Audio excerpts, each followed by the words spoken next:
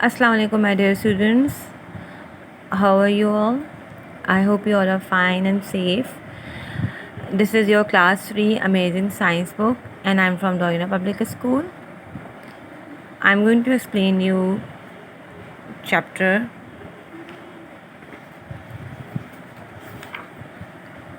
number 6, and the name of chapter 6 is water.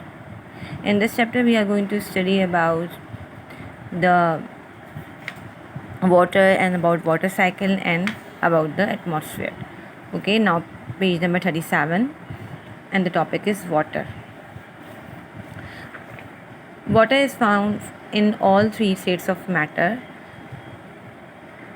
Solid water is ice, liquid water is water, the gas form of water is water vapor.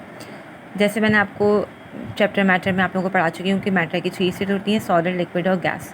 तो water एक ऐसा हमारे पास है जो कि हमें तीनों फॉर्म्स में मैटर की मिलता है. फॉर एग्ज़ाम्पल सॉलिड फॉर्म में हमें वाटर कब मिलता है? जब वो आइस बना हुआ होता है.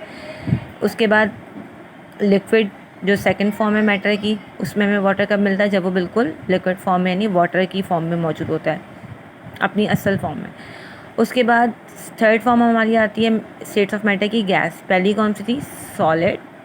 सेकंड थी हमारे पास liquid and then gas. Solid में आइस फॉर्म में, लिक्विड में वाटर फॉर्म में और गैस में वाटर वेपर यानी स्टीम और भाप जिसे हम कहते हैं. Water can be change from one form to another by heating और कूलिंग.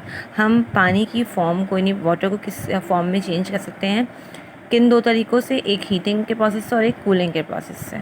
ठीक है, यानी अगर मैं एक आइस को हीट करूँगी तो वो वाटर बन जाएगा, और अगर मैं वाटर को फ्रीज़ करूँगी तो वो क्या बन जाएगा? आइस बन जाएगा. ठीक है. Now water in the air. हमारी हवा में जो वाटर मौजूद है किस फॉर्म में होता है? There contain a lot of water. हमारी हवा के अंदर जो है वो पानी के ज़रात यानी कि पानी मौजूद होता है. When the sun shine on the sea. जब समंदर के ऊपर सूरज की रोशनी पड़ती है, a lot of water vapour changes into water vapour. जब सूरज की रोशनी पानी पे पड़ती है तो पानी पता है हमें पानी इस वक्त गर्म हो जाता है. जब पानी की रोशनी जब सूरज की रोशनी पानी पे पड़ी होती है तो पानी क्या होता है? गर्म होता है. जब वो गर्म होता है तो उसमें से हल्के हल्के से भाप निकलना शुरू हो जाता है, और उस भाप के अंदर क्या मौजूद होता है? हमारे पास वाटर वेपर. यहाँ पे देख सकते हैं पिक्चर में, यहाँ पे वाटर फॉलिंग दिखा रहे हैं और सूरज की रोशनी पड़ रही है. जब सूरज की रोशनी पड़ी तो क्या हुआ? पानी हमारा गर्म होने लग गया. जब पानी गर्म होता है, ये आपको पता है, जब कोई चीज़ गर्म होती है लिक्विड फॉर्म में, जब वो गर्म हो रही होती है तो उसके ऊपर से क्या निकलनी शुरू हो जाती है? भाप, जिसे हम स्टीम भी कहते हैं और वाटर वेपर भी कहते हैं. उसके बाद क्या होता है? And rises into the air. जब वो वाटर वेपर में बन जाते हैं तो फिर वो हमारी एयर में यानी हवा में मिक्स हो जाते हैं. When this water vapour is cooled by the air. जब ये पानी के ज़रात ठंडे होने लग जाते हैं हवा की वजह से, it turn back into tiny drops of water which float in the air. फिर वो दोबारा अपनी वाटर फॉर्म में जाते हैं जब वो हवा में उड़ होते हैं. सेकेंड हमारे पास टॉपिक है वाटर साइकिल. वाटर साइकिल क्या होती है हम लोग इस बारे में पढ़ेंगे. साइकिल की मीन्स यहाँ पे किस सेंस में यूज़ करते हैं? वो चीज़ जो कि चलती रहती है और रुकती है. जैसे आपको मैं पहिया बताऊँ, साइकिल का पहिया चलता रहता है, रुकता नहीं है, वो राउंड फॉर्म में होता है.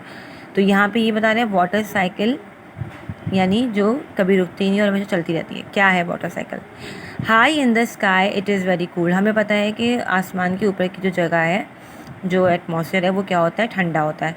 Water vapour that rises high above the land cool down to form cloud. जिस तरह मैंने आपको बताया कि जब समंदर पे सूरज की रोशनी पड़ती है तो पानी गर्म होता है, उसमें से भाप बन के वो ऊपर की तरफ आता है.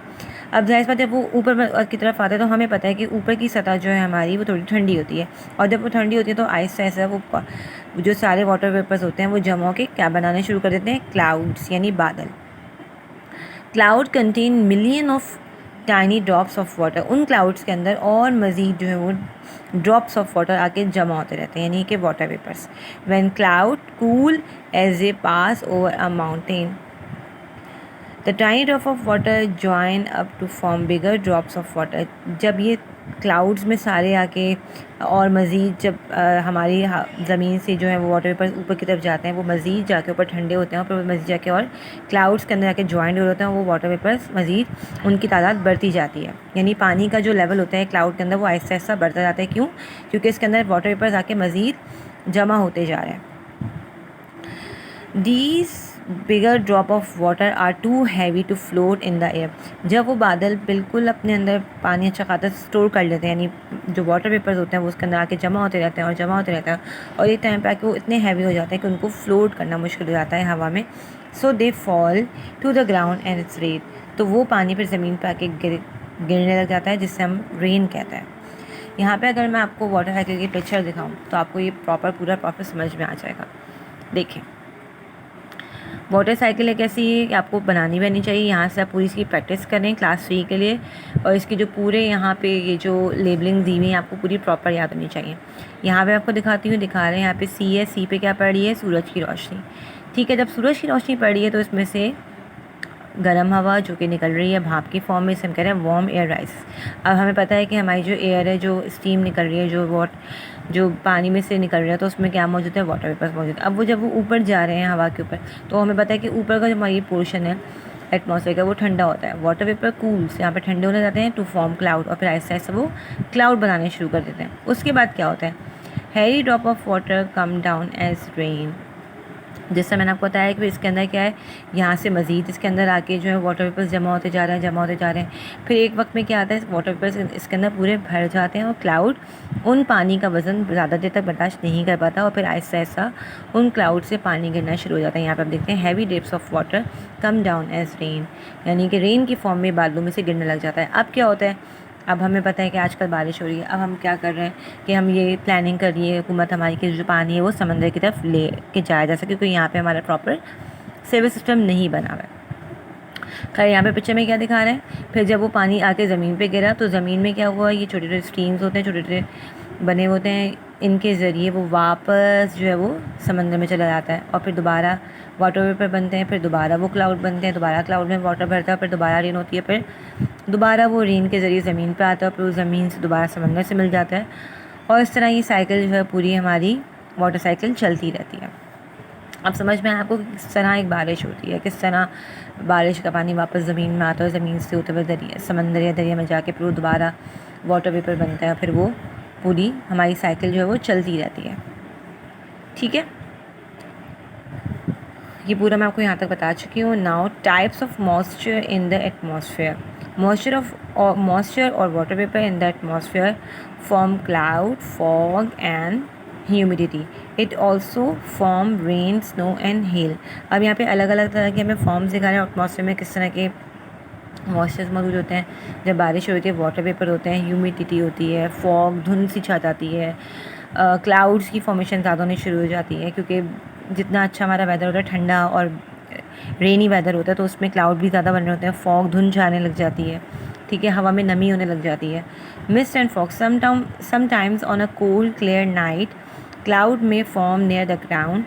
They form mist or fog. Mist and fog can also form over the sea. अब आप यहाँ पे बता रहे हैं कुछ जगह ऐसी हैं जहाँ पे आप नोट करेंगे कि हमें इस तरह के फॉग और मिस्ट नज़र आती है और आगे का हमें एरिया नज़र नहीं आ रहा होता. तो ज़्यादातर उन एरियाज़ में होती है जहाँ पे समंदर करीब होते हैं या लेक करीब होता है. तो अक्सर वहाँ पे, जिस तरह कि मैं मरी की बात करूँगी, मरी में जो है वो ज़्यादातर अक्सर बारिश के मौसम में या जब स्नोफॉल होता है तो वहाँ पे भी इस तरह जो है उनके एरियाज़ में फॉग और धुंध छाने लग जाती है, ताकि उससे क्या होता है कि आगे का रास्ता उनको क्लियर नज़र नहीं आ रहा होता है.